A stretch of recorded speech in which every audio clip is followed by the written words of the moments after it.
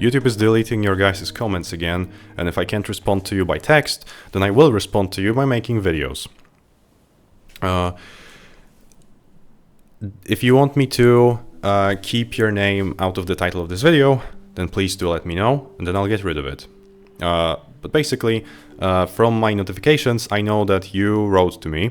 Do you believe the gods are divine existing beings or simply archetypes / role models for how humans should strive to be?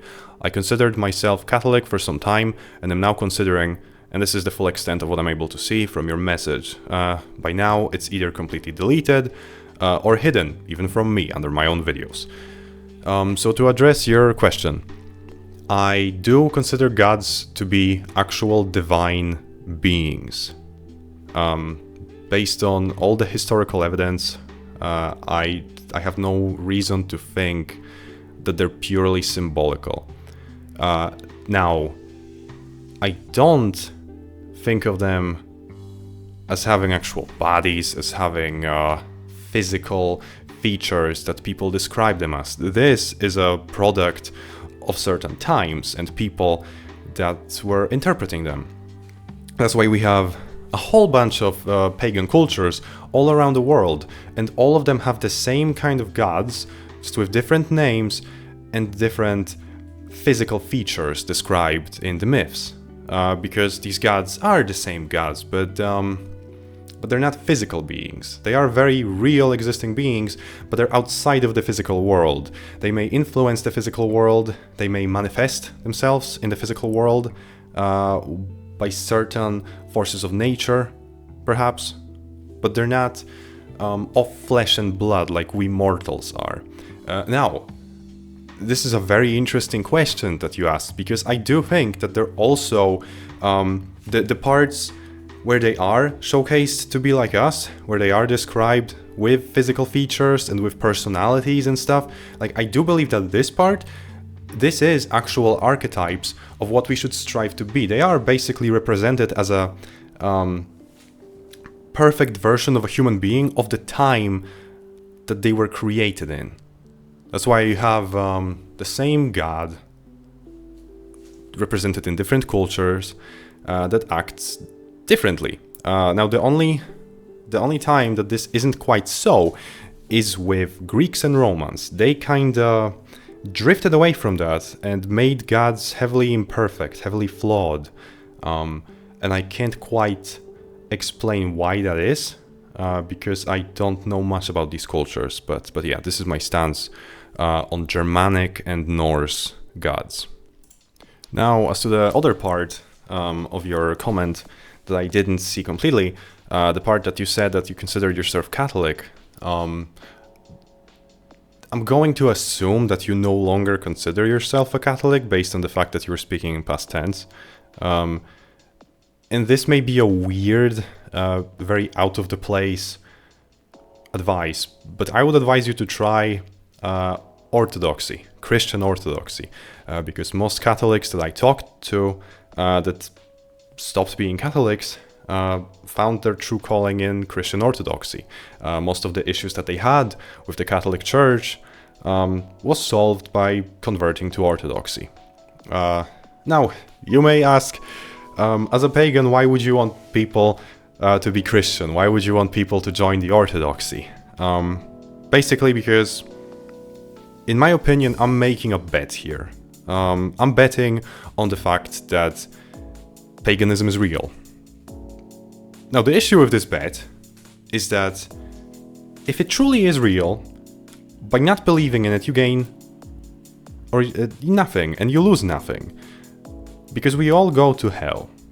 To the pagan hell, not Christian hell. But if I lose the bet, and Christianity is real,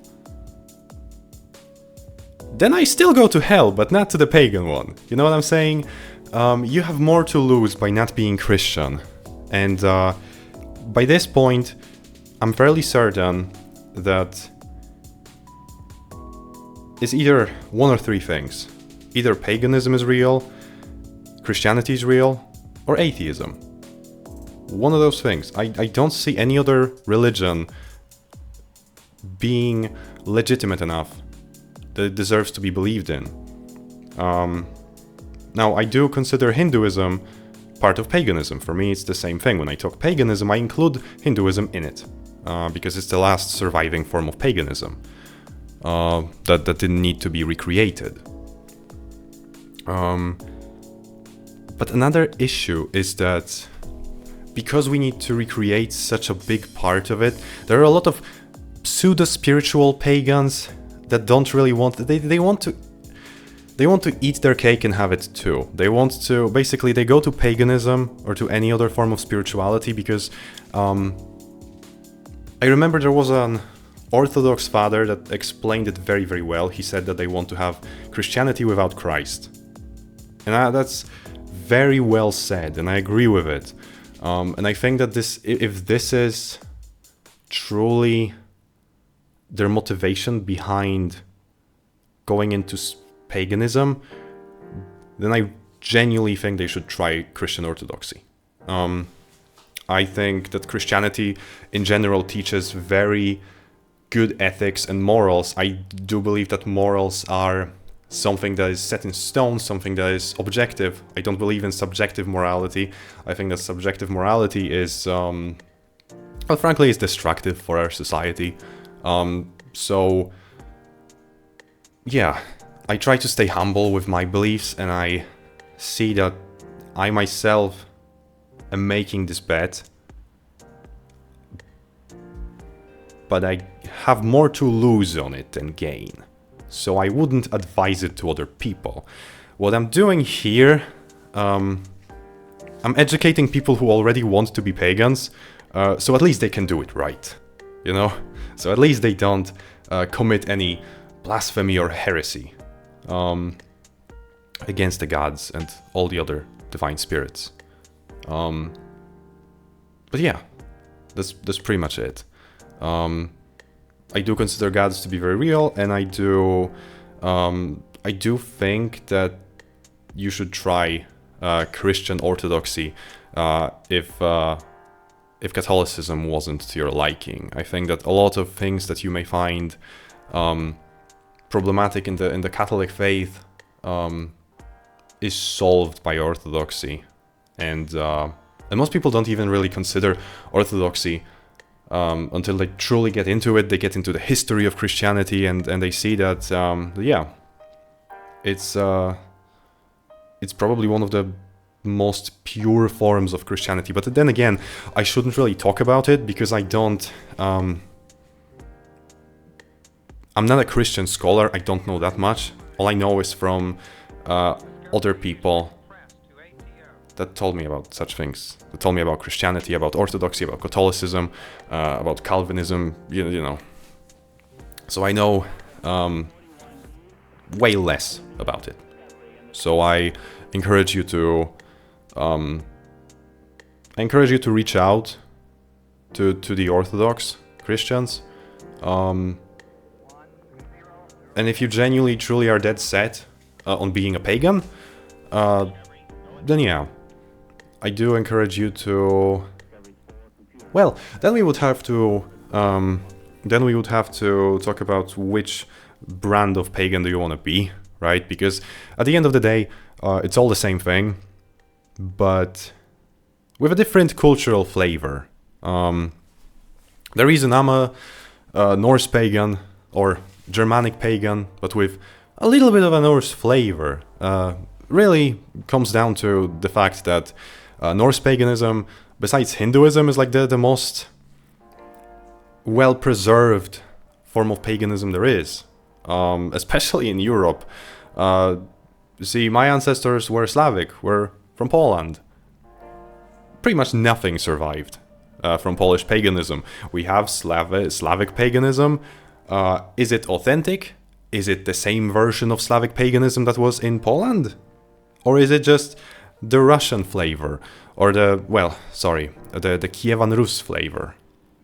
Because if it is, their form of paganism, then it's not my form of paganism. It's not form of paganism from my ancestors. But what we do know is that ancient Poles were found with Thor's hammer pendants and necklaces.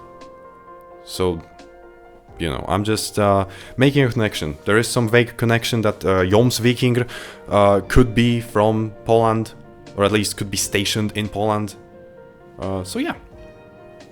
I don't know.